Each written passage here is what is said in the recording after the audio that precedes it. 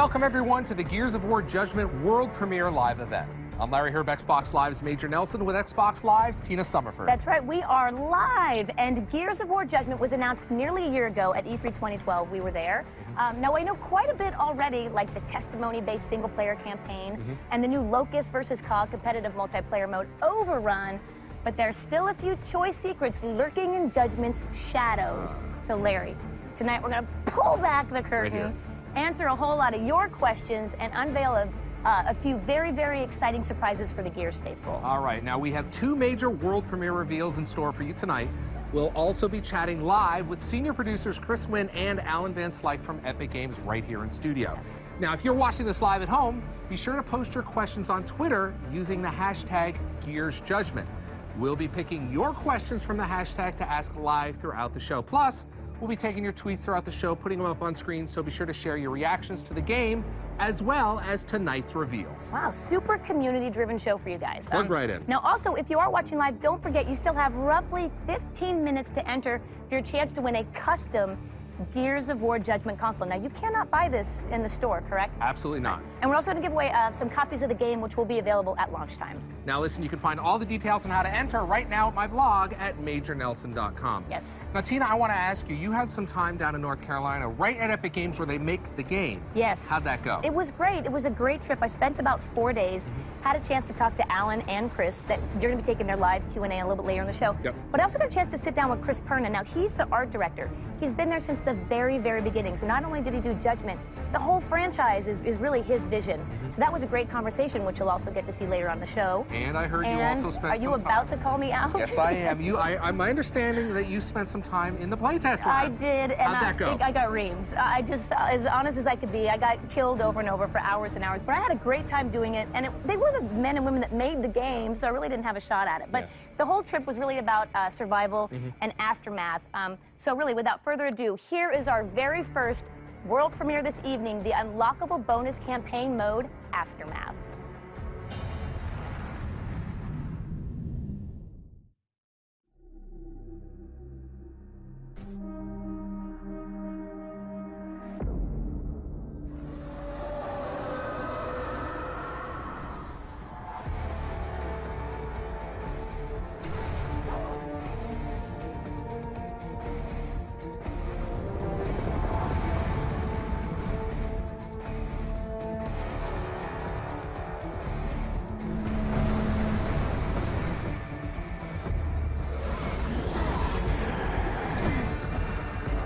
The easiest way to describe what the Aftermath campaign is, in the context of Gears of War 3, near the end of the game, Marcus and Dom go off in one direction toward Azura, and they send Baird and Cole off to find some supplies. All right. Baird, Cole, you go find reinforcements. We need transport, weapons, and anyone who can fight. It just so happened that they went to Havel Bay to go find those reinforcements, and so we had all the pieces kind of put together, and it was like, you know, let's go tell that particular story from Gears 3. You run into Paddock, who's one of the new characters in Judgment, because he's still hanging around that city. Only COG soldiers are this noisy. Paddock? That sidearm can go back where you found it. I think it's really neat to see Paddock inserted into this point in the timeline of the Gears story. It takes you back, and I think it's a point in time that everyone's going to be excited to see. Ultimately, it's a reward for fans. Paddock is a Groznian guy. He's kind of the grizzled veteran, former UIR soldier, right? So yeah, he was opposing the COG in the Pendulum Wars, and then when the treaty was signed, right around the time of Emergence Day, he came over to fight for the COG. Again, it's just a continuation of the story, and just peeling back the onion layer just a little bit deeper to see what else happened during that traumatic time.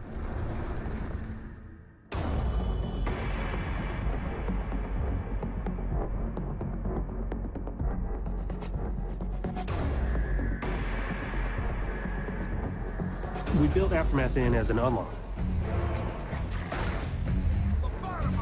And so to unlock it, you earn stars. When you play through the main Judgment campaign, you're scored every section that you play through. We have a series of 3 stars that you can earn. You earn those stars by getting ribbons, you know, headshots and executions and those kinds of things. Also just by playing through the mission. If you take a declassified mission, that will boost your stars. The declassification system changes the way that you play. It's an optional system that you can choose that'll actually add challenge and make it even more intense than it previously was. It also changes the testimony and changes the way that the story is told. The dust gunked things up pretty good, and the grubs were going in for close kills. Basically,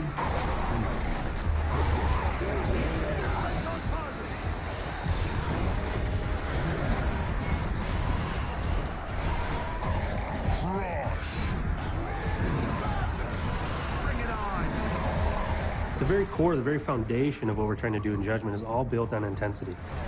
What led up to that is we had a lot of feelings that games get a little bit too easy these days, right? It's more about the experience as opposed to the challenge.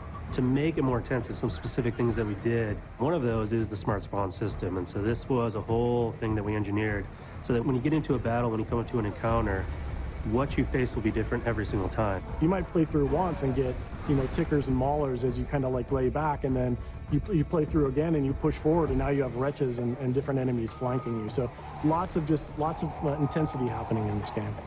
Systems like the smart spawn system are really cool for us as designers. I mean, yes, it's a challenge because it forces us to think in a different way.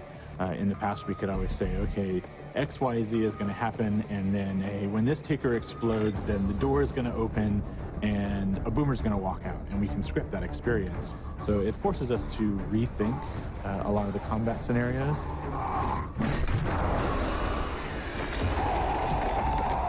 In a way, I really like that because it gave us the ability to put more story and more context into the environments and into the world itself, which really helps bring the universe to life a lot more. And I think that's a much better story than anyone we could ever tell, because it's a story that the player themselves gets to tell and experience.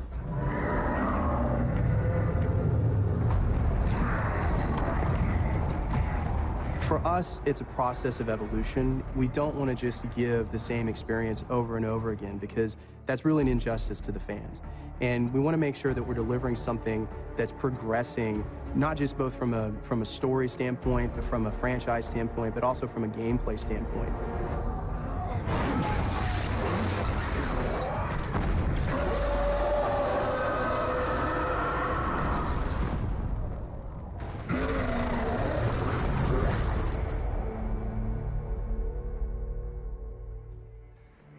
We are joined by Chris Wynn and Alan Van Slyke, senior producers for Gears of War Judgment at Epic Games. Guys, thanks so much for joining us. Got to tell you, that looked fantastic. Now, we just saw the world premiere of Aftermath, but let's take a step back. I want you to tell us about the main campaign. Who's Kilo Squad, and what is their mission? Alan, do you want to take that? Yeah, so Kilo Squad, a couple of characters you already know, familiar to the Gears franchise. Barrett and Cole. These are the characters that, the Gears fans said, we want to hear more about these guys, and so let's explore more about them. And then the squad is rounded out with two new characters. We have Garen Paddock, who's a former grizzled UIR veteran, been in the trenches, but came over to help the COG fight the Locust after Emergency. And then we have Sophia Hendrick, who's kind of a fresh-faced Onyx Guard cadet graduate, but hasn't seen any battle yet. Any real action. Absolutely. Great. Now we've got some announcements coming up. Chris, tell us about some of the announcements that you guys have made recently. Yeah, it's really exciting these days. When you make a game, you finish it up, you get it in the box and out to stores, and you continue to develop. We release content after the fact, and so we announced just last week we did a deal with Maxim Magazine to be able to bring 2 free maps to our fans. Mm-hmm. And then including in that, we actually adding back execution modes. So this is a fan favorite mode. They really asked for it to come back in Judgment, so we were able to do that, partner with Maxim, and bring that to people pretty early on. And then we also announced the details of our DLC plan. So we're going to add 6 new maps and even 2 new additional modes, and then that's all wrapped up in a season pass, so you can get a discount on the whole thing. So wait a minute, I get my season pass, I get access to all the content, I get a discount, and I get double XP? You do, yeah, you get double XP forever. Right. So as long as you play in those VIP playlists, you're going to get double XP. Right. You also get the content early. You're going to get it before everyone else, which I think is really cool. And then, of course, we added in some skins and characters that you'll get just by being a VIP. There's a lot going on there. All right, we're going to go, what we're going to do right now, the community has just voted on the gameplay they next want to see. We're doing this live. This is live television. We're kind of going by the seat of our pants. What you have chosen on Twitter is Domination. So Chris, Alan, let's bring up Domination here in the studio. We've got some gameplay here, and I want you to talk us through what we're seeing. Why don't you go ahead and do that? Yeah, Domination is a brand new mode we have in multiplayer, and so this is kind of an evolution of King of the Hill. Mm-hmm. You have 3 rings that are static on the map. These don't move around like they did in King of the Hill. And then your team's goal is to go capture those rings, and while you're holding them, you earn points, which you can see up there in the upper left-hand side of the screen. And the first team to the score threshold will win the match. And so what you have is it's a bit more competitive than what we had in the past. And we have these really close matches when we play tested in the labs back at Epic. You always know, by having those rings static on the map, and you know where ring A is, ring B is, ring C is, you always know where the action is, you always know where the fight is. And I think that's really one of the beautiful aspects of this mode. You always know where to go to get into the battle. Well, I noticed that Domination is that, you talked about where to go is in the battle, but it's a choke point. Everyone's being brought there, so you're going to get action on the way there, and then once you're there, it's nonstop, right? Yeah, that's right. Yeah, absolutely. And one of the things, that we've added to all of our multiplayer modes is this new vertical nature to the gameplay. So yeah, there's choke points, but it's no longer just a flat plain choke point. Now people can run upstairs, drop down, and flank you and surprise you. And so there's this whole new nature of strategy to the maps by adding this vertical nature to them. Tell me a little bit about, you mentioned playtesting earlier. How important is playtesting to a mode like this? It's massively important. I mean, you have to get the balance right. And so, particular to Domination, when we play test, a lot of it is the location of those rings. Right. Right. We want to make sure that the battle is not only fair between the two teams, but they're in the right locations where you set up really good fights. So, for example, this room here, you have 3 entry points. And so when you have one team defending in the middle, you have to kind of make sure you're watching all those entry points. And you've got some pipes you can duck behind. Yeah, as well. you take cover, of course, and find some really good places to kind of bunker down and defend, which is really important. Now, so you mentioned there's 3 rings. How does the gameplay progress in terms of the balance, and do I get one, do I move to the other? Tell me a little bit about that dynamic. Yeah, there's a lot of strategy involved in how you do that. So typically, there's one ring that's kind of near each team's spawn points, and so those are more easily captured, and then there's one that's kind of more in the middle, and then there's a lot more contention for that. So there's a lot of strategy and communication that has to happen to decide how you can essentially hold 2 or more of the 3 at all times so that you're accruing points faster than the other team. Yeah, and I think one thing that, so we just saw him jump out of a window there, and that was something that Alan was referring to earlier, is this new verticality that we have in our maps. And we also have a bit new approach to level design, which really favors a mode like this. It's a much more circular in terms of its movement, and so you find it's a lot easier to move around as a team and find those choke points and find those battle areas. Now, I've had the chance to play this game, but one of the things I noticed right off was you kind of did some things with the weapons and the weapon switching. Tell us a little bit about that. Yeah, we optimized the control scheme actually in both multiplayer and the primary campaign. So now Y is a quick weapon swap, primary, secondary, just hit Y, boom, boom, switch back and forth. It really sped up the gameplay. And we've also gotten rid of all the D-pad functionality, moved the grenades to the left bumper.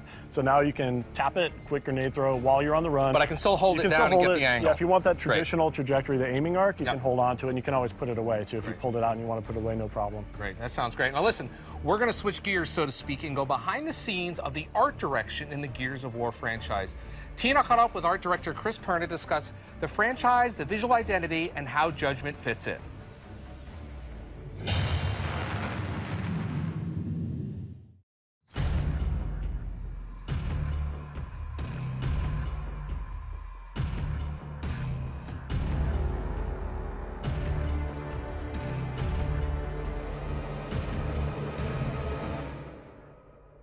Chris, let's talk a little bit about what we're going to see differently in the art direction from Judgment as we've seen in Gears 1, 2, and 3. I think for Judgment, we go back to some of the darker Gears. We worked hard to kind of capture the tone of the original, make it a little more moody, things like that. The players, as they move through the environments, they should see kind of mini stories as they move throughout. Something happened in this environment. We kind of wanted to make it a place rather than just a blank environment that you have a battle in, right? There's handprints on the wall and blood trails that lead somewhere. What is this place? What happened here before you got there? Those type of things.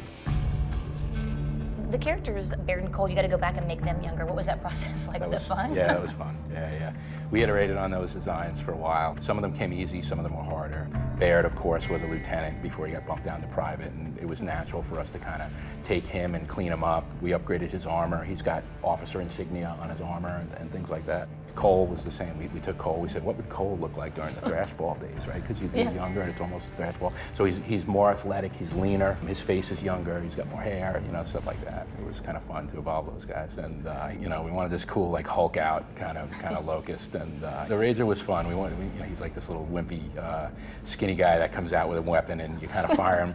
And as he takes damage, he just gets pissed off and he just starts to flush red and spikes come out and he gets nuts. And it was great to develop that character. And beyond just the artistic stuff, but there's also all the technical aspects of it. The engines change, different animators come in and out. How do you work as an artist with the tech, and does it evolve with the engine? Right, so it kind of evolves hand in hand. We take a look at what we want to do for the game, and we say, hey, you know, we want a darker, moodier game. What can we do with lighting? What can we do with bloom to give it maybe a more dreamy feel to some aspects of it? We want a lot of fire. How can we enhance flame lighting and flickering lights and things like that?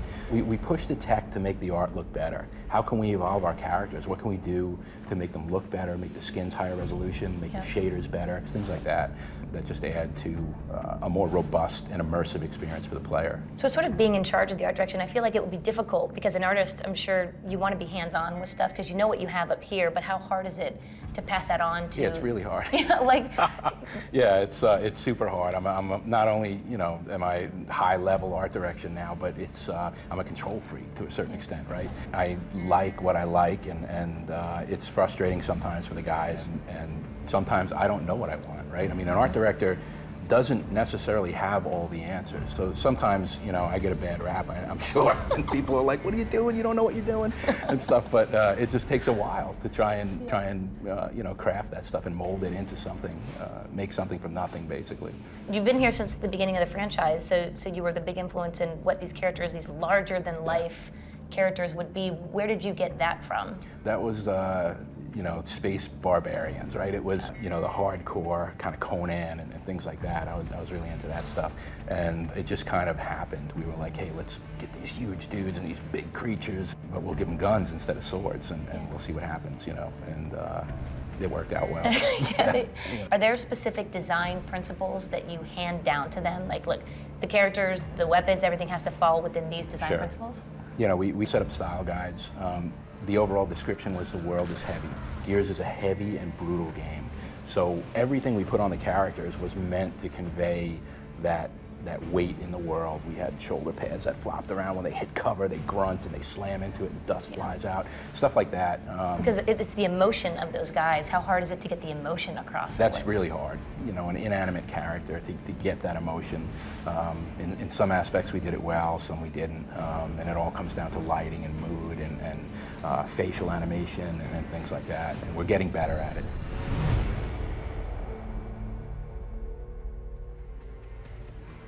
Chris Perna, director of art for the entire Epics, for the entire Gears of War series. Wow, that man has really got his fingerprints all over it. What's it like to work with him? Yeah, he really does have his fingerprints and his influence on the whole series.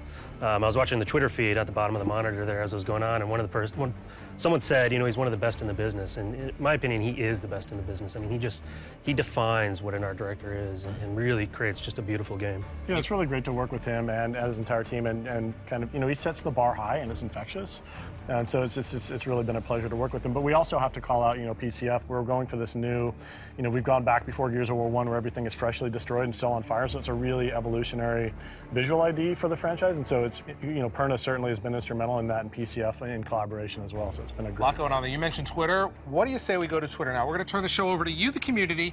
We've been firing off questions for both on the Gears Judgment hashtag. If you have a question, you just need to use that hashtag. Why don't we bring up the first question right now? We'll get right to it.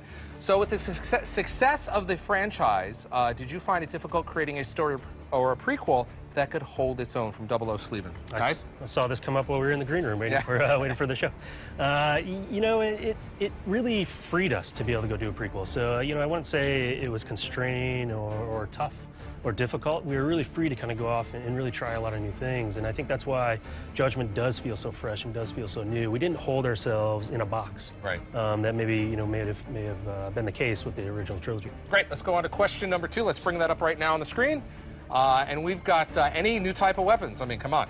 That's what every Gears fan wants to know. Yeah, absolutely. As you'd expect in the new Gears of War product, lots of new characters, lots of new enemies, and lots of new weapons as well. So we have, you know, we have a couple of accuracy-based weapons, some of which the Locusts have commandeered and modified to be their own. We have former UIR weapons, like the Bushka, which fires grenades, and we have a new stim gas and spotting grenades as well. So lots new to be had in the weapons department. A lot of different stuff going on there. All right, next question. Let's bring that up on Twitter.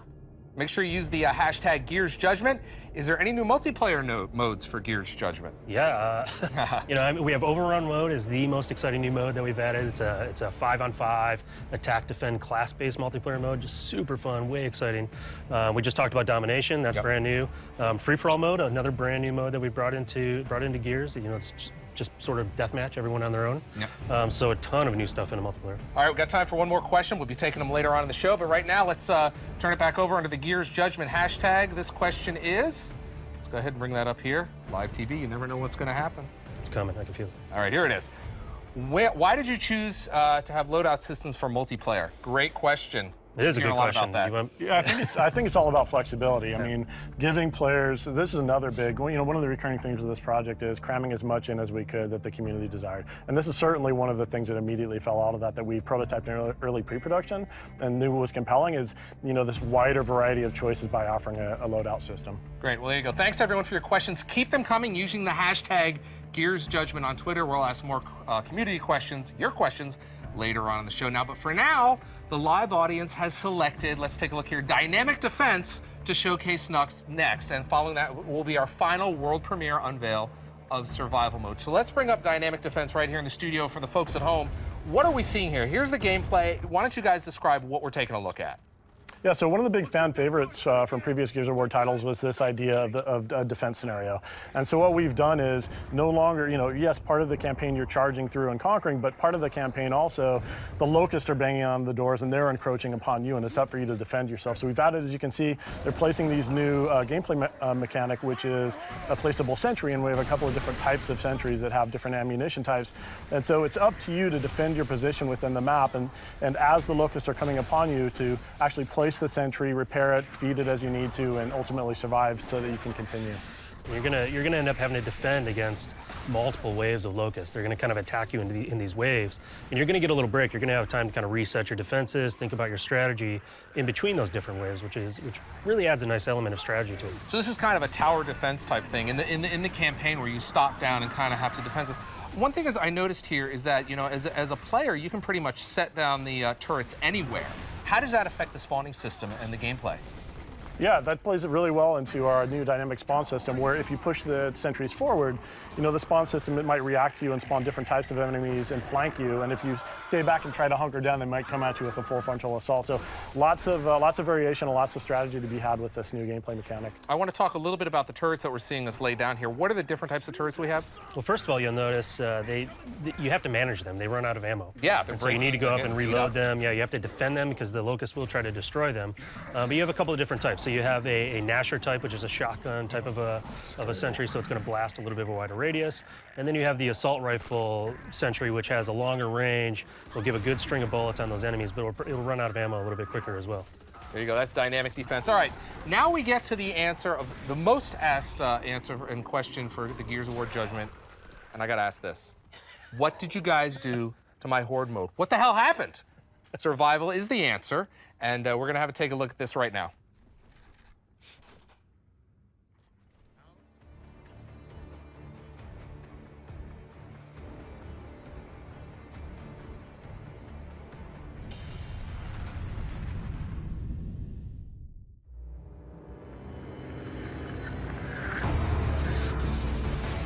Gears has always been a cooperative game at its core. I mean, even our campaign was designed around cooperative play.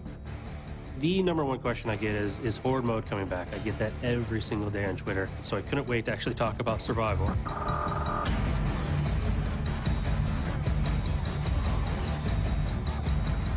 The base goal of it is you are defending a series of objectives, playing as the cog, and you get to use the classes that we have in Overrun. So you have the engineer, you have the soldier, you have the scout, you have the medic. It's all about teamwork of what classes you're going to pick and use their special abilities to help survive 10 waves of enemies.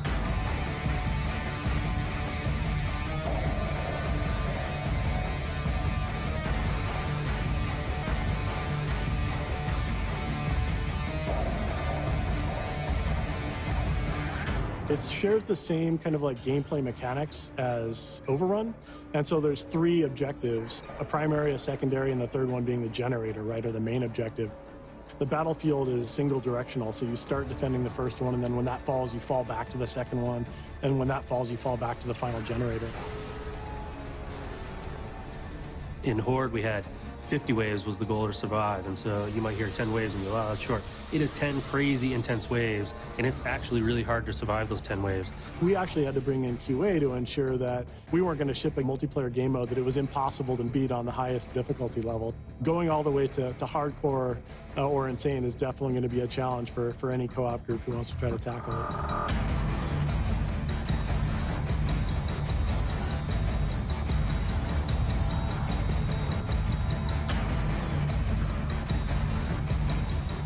I think the key abilities that you're going to see, if they're used well, give you a big, big advantage. If you have an engineer who's repairing a fence and the Locust forces are incoming, there's no way he's going to be able to repair that fence. And so you've got this moment where all of the classes are doing their thing, and it's all to protect the one engineer who is staying alive and not slowing down and not reloading and doing all this to save that one barrier that's protecting your objective. It's different every time. You know, it's going to be a different experience every single time using the Smart Spawn system. As you're changing and trying to figure out the best way to beat it, the game is changing on you, and so you're constantly having to adapt and figure out, oh man, we thought this was going to work, but now that it's different because, you know, we're facing different enemies. How are we gonna team up and actually beat it this time? There's a lot of just little ways that they can work together and complement each other that make that so much more valuable than, hey, everybody just runs in with their Lancer and shoots stuff. The 10 waves, the 3 objectives, it all kind of worked out to be kind of that magic sweet spot where the intensity level was just right, the length of experience was just right, the number of people involved was just right, and it just turns into this great experience. Survival mode, that looked great. I got to talk to you about this, though. There's class-based going on here. Tell us about that. Yeah, you know, one of the things that makes it so interesting and so compelling is that you do have this class-based system. And so it really becomes about how are we going to team up? So how are you going to spread those classes around the team and really work together to use those unique abilities that each class has in order to try to survive those 10 waves that the Locusts are launching at you. And that really is where the mode really gets interesting. It kind of borrows that stuff from Overrun. It just adds that deep strategy that Gears hasn't had before. And by introducing those classes, we've introduced a lot of strategy in there as well. Tell me about some of your favorite memories as you guys were playtesting this. Oh, lots of good memories, especially when you're playtesting against QA, because those guys are ridiculous. But testing different strategies, I think, are some of the most the fondest memories we have of, hey, let's load up on engineers and let's see what we can do to just keep the fortifications repaired and maybe have a medic or two to heal us, or hey, let's go in with the heavy guys and left and right, center. It's all about how you're combining your classes and how you're defending the different routes, and there's lots of great memories surrounding that. Now, Chris, we're watching the Twitter feed here in the studio on the Gears Judgment hashtag. There's been some questions about taking the Horde mode of 50 and then dropping it down to 10 for survival mode. Tell us about that. Yeah, sure. So Horde was really about a marathon. Right. And one of the big themes for us in Judgment is around intensity, around making your palms sweat, about making your knuckles turn white because you're squeezing that controller. And so when we really focused in on survival, we really wanted to bring that intensity into the mode as well. And so you get, it might last about an hour, maybe a little bit more, maybe a little bit less, depending on how well you do, but it is a crazy hour. I mean, you're just constantly, you really are squeezing that controller. Are we gonna make it? Are we gonna make it? There's two guys left, we're almost done. And just that intensity, that sort of, what you kind of get nervous in your belly, right? Sure. That kind of butterflies in your stomach that don't happen in a lot of other modes. And that's something we really wanted to bring, and I think that's why you see, the mode tuned the way it was, because that's what we were going after. Let's get back to the questions on Twitter using the Gears Judgment hashtag. We've seen survival. Now we're going to go to the questions. Let's bring up the first question right here in the studio. Will there be a season pass? It's always a great value. Can't wait to see kill some Locust scum. Look forward to it, guys. You kind of talked about that a little bit earlier, but why don't you go ahead and revisit it? Kill the Locust scum. I like it. Destroy them. So our DLC plans will have 6 maps that we talked about that we'll release, plus 2 new modes. The season pass gives you a discount on that. I don't know the exact points here off the top of my head. But then you also get all that extra stuff that we talked about. You get early access to all the content before anyone else gets it. You get the double XP. Double XP. And playing the VIP playlist all the time, which is awesome. Yep. And then you get the skins and the characters that no one else is going to get as well. So our season pass, we really tried to take it to the next level. We really tried to up that value to our fans and try to give them a lot of what they wanted. All right, back to Twitter using the hashtag Gears Judgment. Next question up: will the mature filters, gore, and language be returning? It was a great option to have in Gears. Yeah, they're all in there. Yep. So absolutely, they'll be back for you. So that's people that don't really prefer the blood and whatnot. They can kind of dial it back a little bit. Exactly. You know, actually, I kind of use that in multiplayer. I dial it because I can turn it off. That way, it's not on the lens. That's my pro tip. All right, let's go to the next question on Twitter. Gears Judgment. There you go. Is there a good game for new players to join the Gears of War universe? Or do you recommend playing the previous games? Because there's a lot of games. This is now the 4th game. So tell us where should we start at the beginning, or tell us about that? This is a great place to start. So you don't have to worry about, in Gears 1, 2, and 3, like starting in Gears 2, you don't know what happened. You don't have that. This is a standalone story. You don't need the background of what happened in the original trilogy. And then we have all this additional stuff. We talked about Aftermath, which actually takes place during Gears of War 3. It's a slice of what the Gears 3 campaign was like. So you get the Judgment campaign, you unlock Aftermath, and then you get to play a little bit of Gears 3. And then on those initial shipments of the game, we have a code to download Gears of War 1 digitally. For free. So, yeah, for free. So wait a minute. So when you buy the game, you're going to get basically Gears of 1 free to download. Yeah, that's right. And so you get Judgment, you get 1, you get a slice of 3, you get like that whole stretch of what we've done in the franchise, which I think is awesome. Lots of Gears. All right, back to Twitter. # Gears Judgment. Fire them our way. We will try to answer them. In your opinion, is Gears of War Judgment more difficult than the previous games? No, I wouldn't say it's more difficult. It's definitely there's definitely a sense of urgency and intensity that you haven't seen before in a Gears of War title. I mean, going back before Gears of War 1 to when the Locust invasion is fresh and new, and that people are still trying to react to it, brings a sense of intensity and urgency that you haven't seen before. Okay, I do think it's more strategic as well. Just based on the smart spawn system and having to look to see how you're going to get through there. You do have to be a little bit more strategic than maybe you were in the past. All right, let's go to another question on Twitter. Let's bring this one up. Is there going to be an awesome girl character to play? Green Fairy LV. Let's see. Green Fairy would like. I'm guessing. Yes. Sophia Hendrick is a brand new character. She's a young rookie in the COG military. She's part of Kilo Squad, and so she makes an appearance in the game. One of my favorites is Alex Brand, who's a comic book character. And if you go pre-order the game at the Microsoft store, you get her as part of that incentive. And so 2 really cool female characters right there. And of course, we have Anya returning as an incentive as well. So there you go. All right, now we still have one more gameplay showcase to highlight. So this time we're going to take a look at the declassified missions. Guys, let's bring that up on the studio in here in studio for folks at home. Tell us about the declassified missions and what that means. Yeah, so declassification system is a completely new system specific to the primary campaign of Gears of War Judgment. It's an optional system. So what you saw was that Crimson Omen on the wall indicating it's available to you, and there's 40 plus of these available to you throughout the campaign. Throughout the primary campaign. Okay. And these declassifications do 3 things. One is they change the rule set. So what you're seeing right here is that reduced visibility and the enemies are meleeing you. They are rushing right in on it. Because this player's opted into it. The second thing that it does is it increases challenge, and so you see the star system on the top left where it's counting up your kind of performance. Well, if you opt into the declassification system, it gives you a star multiplier, so you earn more stars, which in turn means you get a whole bunch of additional content. You unlock additional content that way. And the last thing that it really does is it changes the way that the story is told. And the idea that Kilo Squad is being judged through a tribunal, well, the declassification system will change the story. If you don't opt into it, you'll just hear the normal testimony.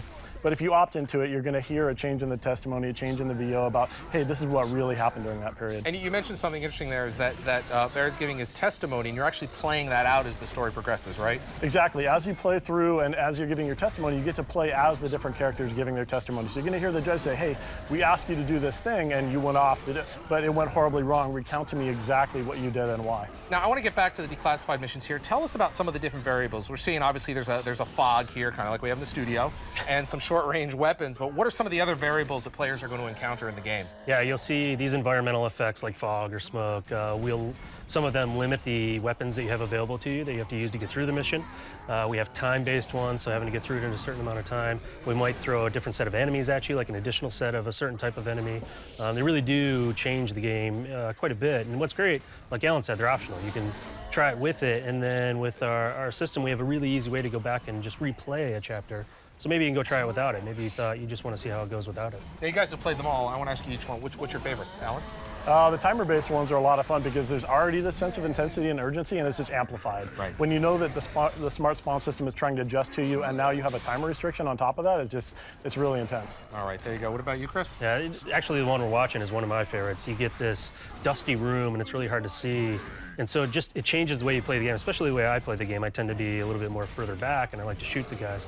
And now, all of a sudden, I can't see, and they're right in my face. They're rushing at you. Yeah, I have to change the way I play the game, which is great. Now, what happens if I don't want to opt into this? You just keep going. How does that impact? Yeah, you'll still get the main story, and you're still going to play through. you're just not going to get that additional challenge, and you're not going to get that a little bit of additional storytelling to kind of help flesh out the full thing for you. Sounds great. All right. Thank you, gentlemen, for joining us on Xbox Live for this world premiere live event. I know it's been a whirlwind tour for both of you. Any final comments for the fans? Excited to get the game out on March 19th. You know, I want to get on. I want to play. Overrun for me is just so exciting, so I want to get on there and play with a bunch of fans and see how it goes. Yeah, I can't wait to see everybody online on March 19th. Well, we're looking forward to that. Before we go, though, there's just a matter of our Twitter giveaway, including several copies of the game and, of course, the custom Gears of War Judgment console. This console isn't being sold at any store, and there are only a handful of these in existence. You guys know that, right? We're not even getting one. Now, the selected winners have been finalized. Congratulations to Twitter HawkPride88, Michael Trapani, and thank you everyone else. Keep your eyes out for a direct message on Twitter to see if you won a copy of the game. It's been incredibly exciting to bring all the Gears of War Judgment news directly to the Xbox Live community with tonight's show. If you tuned in late, don't worry. We will be offering a video on demand version of the show in just a few minutes. We'll also be debuting a special behind the scenes look at Domination, the brand new multiplayer mode exclusively on Xbox Live. We'll leave you now with another look at our world premiere for Aftermath. I'm Larry Herb, Xbox Live's Major Nelson. Thanks for watching, and we'll see you on Judgment on March 19th.